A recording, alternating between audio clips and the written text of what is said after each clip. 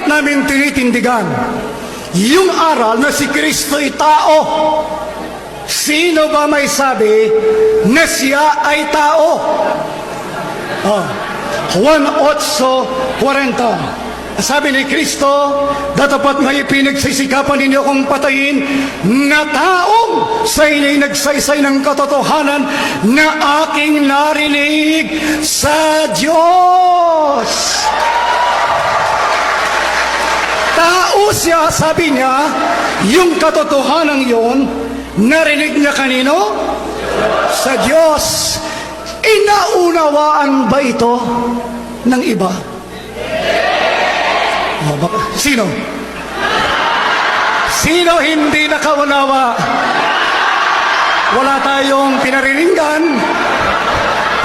Wala tayong tinutukoy. Mamaya, malalaman ninyo. Ito na. 43. Sabi ni Kristo, bakit hindi nyo napag-uunawa ang aking pananalita? Pero sa sinabihan, hindi na uunawa niyo sinasabi niya. Sino yon? Kayo'y sa inyong amang Diablo.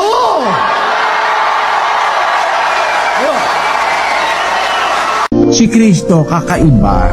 Hindi siya katulad ng ordinaryong tao na kagaya natin kasi anak siya ng Diyos na nagkatawang tao.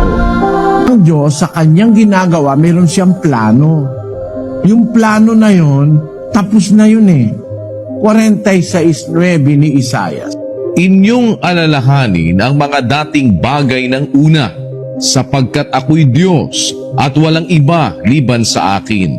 Ako'y Diyos at walang gaya ko, na nagpapahayag ng wakas mula sa pasimula at mula ng mga unang panahon ng mga bagay na hindi pa nangyayari, na nagsasabi, ang payo ko ay mananayo at gagawin ko ang aking buong kaligayahan. Ang Diyos ay walang kapareho.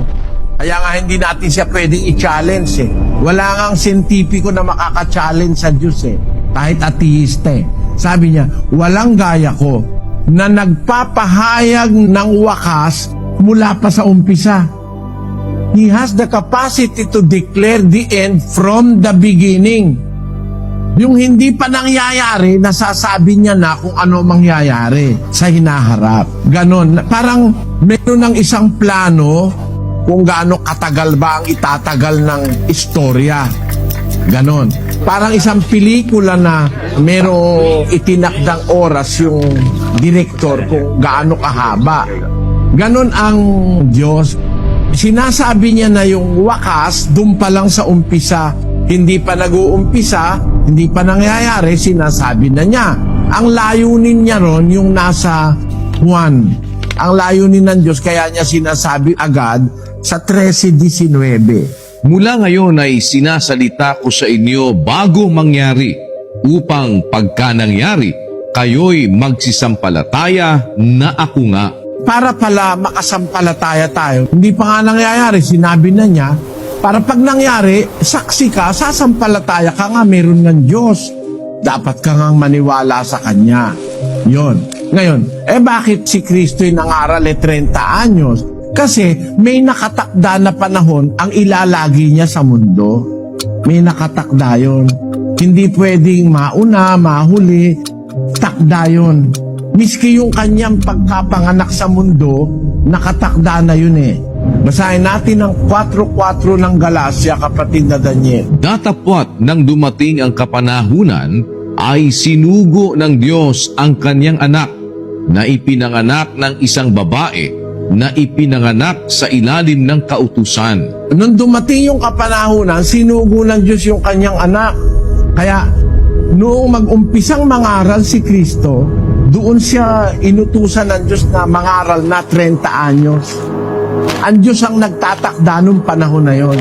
Basahin natin ang Gawa 1:7. At sinabi niya sa kanila, hindi ukol sa inyo ang pagkaalam ng mga panahon o ng mga bahagi ng panahon na itinakda ng Ama sa kanyang sariling kapamahalaan. Sabi ng anak, sabi ng Panginoong Hesus, yung panahon, mga bahagi ng panahon, itinakda ng Ama yon sa kanyang sariling kapamahalaan. Kasi Alam niya na ang dapat mangyari mula sa umpisa hanggang sa katapusan. Kaya siya ang nagtatakda nung dapat na mga panahon.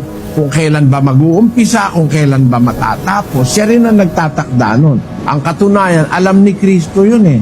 13:1 ng Juan. Bago nga magpista ng Pasko, sa pagkaalam ni Jesus na dumating na ang kanyang oras ng paglipat niya mula sa sanglibutang ito hanggang sa Ama. Sa pagkaibig sa mga kanya na nangasa sanglibutan, ay inibig niya sila hanggang sa katapusan. Yun. Sabi ng Biblia, nung bago dumating yung Pasko ng mga Hudyo dun sa panahon na yon, pagkaalam ni Jesus na dumating na ang kanyang oras ng paglipat niya mula sa sanlibutang ito hanggang sa Ama. So meron siyang time frame na sinusunod eh. Nag-umpisa siya ng 30 years, tapos nangaral siya ng mga 3.5 years. Alam niya yung end ng kanyang ministry eh. Nung maghapunan sila ng mga apostol, yung tinatawag na Last Supper, yun na mismo yung alam ni Jesus na tiempo na tapos na ang kanyang ministeryo. Kaya yun nakatakda ng lahat. Kailan siya mag-uumpisa, kailan matatapos.